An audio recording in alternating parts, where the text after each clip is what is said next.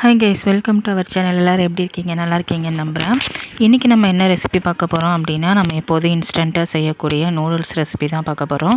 ஒரு veg noodles recipe பார்க்க போகிறோம். இது ரொம்ப ஸ்பைசியாகவே இருக்கும். டேங்கி அண்ட் ஸ்பைசி நூடுல்ஸ் தான் நீங்கள் பார்க்க போகிறோம். இது செய்யறதுக்கு ரொம்ப ஈஸி தான். ஆனால் டேஸ்ட் நம்ம எப்போதும் சாப்பிட்ற நூடுல்ஸை விட கொஞ்சம் டிஃப்ரெண்ட்டாக இருக்கும். நல்லா காரமாகவும் புளிப்பாகவும் இருக்கும்.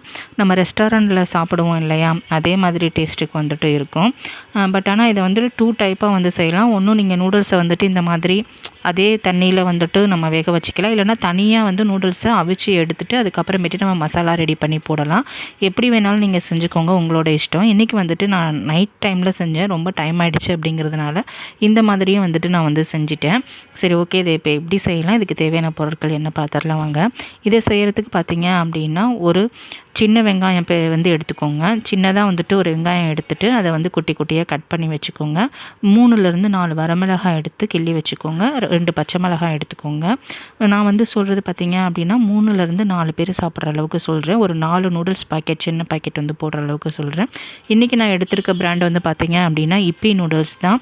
ஏன்னா இதில் தான் பார்த்தீங்க அப்படின்னா நம்ம மசாலா சேர்க்க போகிறோம். நம்ம எக்ஸ்ட்ரா மசாலா சேர்க்க போகிறோம். அதனால் இந்த நூடுல்ஸோட மசாலாவோட ஃப்ளேவர் இதை அஃபெக்ட் பண்ணாது இப்பியை பொறுத்தளவுக்கு. ஏன்னா அந்த நூடுல்ஸோட மசாலா பார்த்திங்க அப்படின்னா நம்ம போட்டாலும் போடாத மாதிரி ஃபீலிங்ஸே இருக்கும். அதனால் பார்த்திங்கன்னா இந்த நூடுல்ஸ் எடுத்துக்கிறது நல்லது மற்ற நூடுல்ஸை விட. இதுக்கு வெங்காயம் கட் பண்ணி வச்சுக்கோங்க. 2 தக்காளி எடுத்துக்கோங்க. நல்லா பழுத்த தக்காளியாக எடுத்துக்கோங்க. இது இந்த மாதிரி ரெட் கலர் இருக்கிறதுக்கு முக்கியமான காரணம் பார்த்தீங்க அப்படின்னா, நான் நல்லா பழுத்த தக்காளியாக எடுத்தேன். அதோட கலருமே இதுக்கு இந்த மாதிரி ரெட் கலர் கொடுத்துச்சு. அதுக்கப்புறம் பார்த்தீங்க அப்படின்னா, ஒரு 1/2 டேபிள் ஸ்பூன் அளவுக்கு இஞ்சி பூண்டு பேஸ்ட்டு எடுத்துக்கோங்க. ஒரு 1/2 ஸ்பூன் அளவுக்கு கறி மசாலா, 1/4 ஸ்பூன் அளவுக்கு கரம் மசாலா, 1 ஸ்பூன் அளவுக்கு மிளகாய்த்தூள் எடுத்துக்கோங்க. உங்களுக்கு காரம் எவ்வளோ தேவையோ அந்தளவுக்கு மிளகாய்த்தூள் எடுத்துக்கோங்க. கொஞ்சம் மல்லித்தூள், தேவையான அளவுக்கு உப்பு, நம்ம கடைசியாக மேலே தூவுறதுக்கு பார்த்தீங்க அப்படின்னா மல்லி.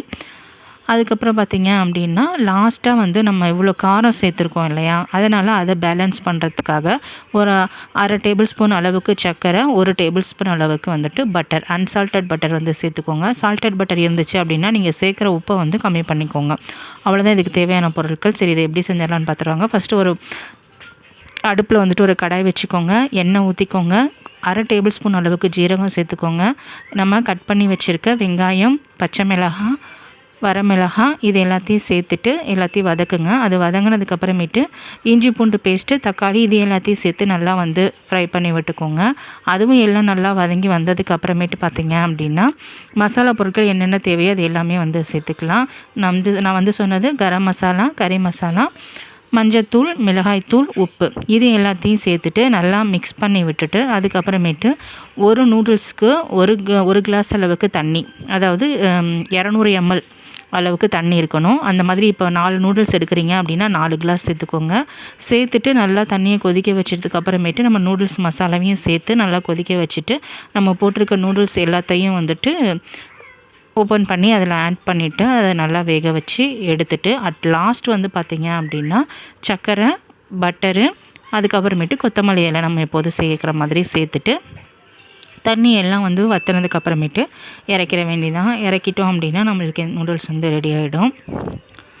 இதோட ஃப்ளேவர் பார்த்திங்க அப்படின்னா நம்மளுக்கு தக்காளியோட ஃப்ளேவரும் நம்ம அந்த ரெட் சில்லி சேர்த்துருக்கோம் இல்லையா, அதோட ஃப்ளேவரும் இந்த 2 ஃப்ளேவரும் இதில் வரும். இது ரொம்பவே நல்லாயிருக்கும். உங்களுக்கு வேணும் அப்படின்னா நீங்கள் என்ன பண்ணலாம் அப்படின்னா இஞ்சி பூண்டு பேஸ்ட் ஆட் பண்ணுறதுக்கு பதிலாக இஞ்சையும் பூண்டையும் குட்டி குட்டியாக கட் பண்ணி சேர்த்திங்கனாலும் ரொம்பவே நல்லாயிருக்கும் அதோட ஃப்ளேவரும். எனக்கு பர்சனலாக அந்த ஃப்ளேவர் பிடிக்கும். பட் எனக்கு லேட் ஆகிடுச்சிங்கிறதுனால நான் இஞ்சி பூண்டு பேஸ்ட்டை சேர்த்துக்கிட்டேன். உங்களுக்கு டைம் இருந்துச்சு அப்படின்னா கண்டிப்பாக இஞ்சி பூண்டு குட்டி குட்டியாக கட் பண்ணி சேர்த்துக்கோங்க. சேர்த்துக்கிட்டு நம்ம எண்ணெயில் ஃப்ரை பண்ணி எடுத்து போட்டோம்னா அதோட ஃப்ளேவர் ரொம்பவே நல்லாயிருக்கும். அவ்வளோதான், இந்த ரெசிபி முடிஞ்சது. உங்களுக்கு செஞ்சு பார்த்துட்டு எப்படி வந்துச்சுன்னு சொல்லிட்டு கமெண்ட்டில் என்னோட ஷேர் பண்ணிக்கோங்க.